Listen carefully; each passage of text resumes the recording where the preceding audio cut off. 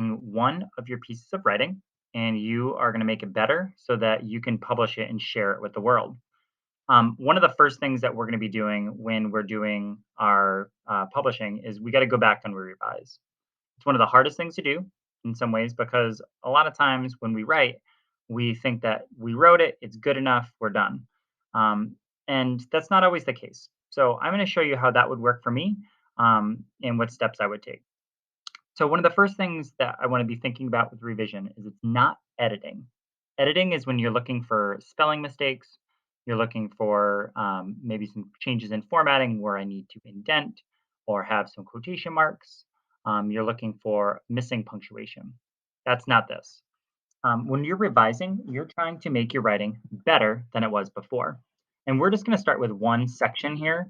And I've got my piece of writing where I'm writing about the boy Elliot, who's in a basketball. He's on a basketball team, and he doesn't really play. He's a good kid, and he plays pretty good. But a lot of the other kids, he's not as good as some of the others.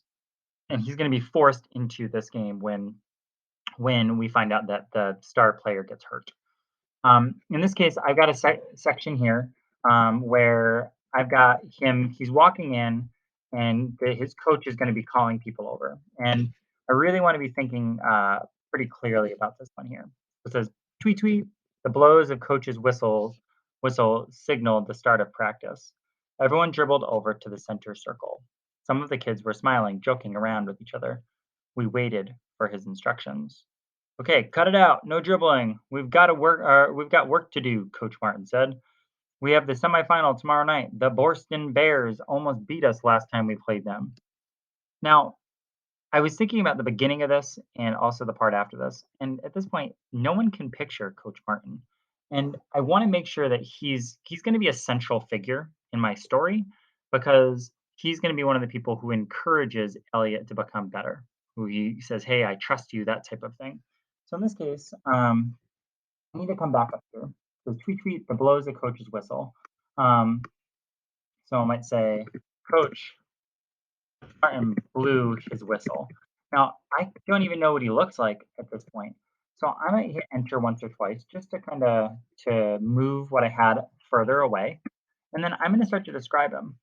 Coach Martin was a parent on the team. I don't want to say that. I want to go back. Coach Martin had been coaching for years. Um, he wore uh, an old, polo shirt with a red whistle dangling from his neck. He was still pretty athletic,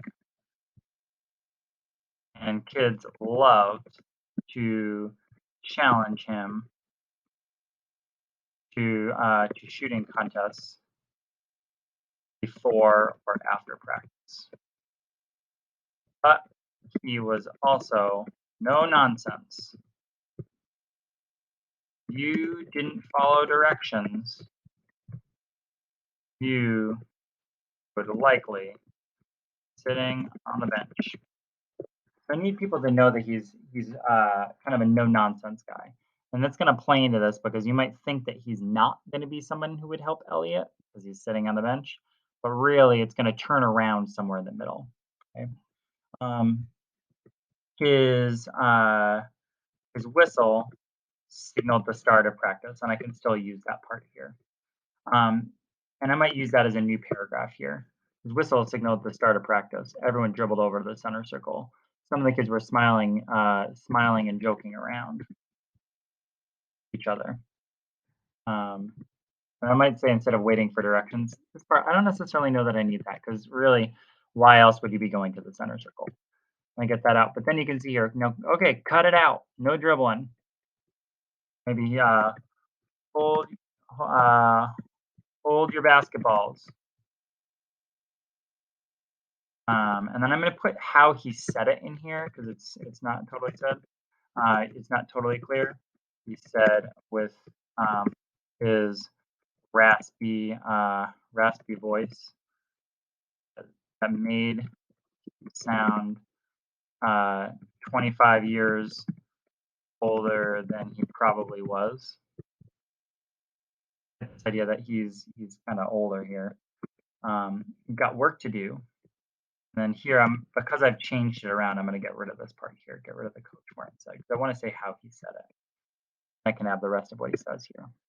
For the semifinal tonight, the Borsteen Bears almost beat us last time we played them. Um, so I've got a little bit of what he looks like. I can see here, you can hear him a little bit, the raspy voice.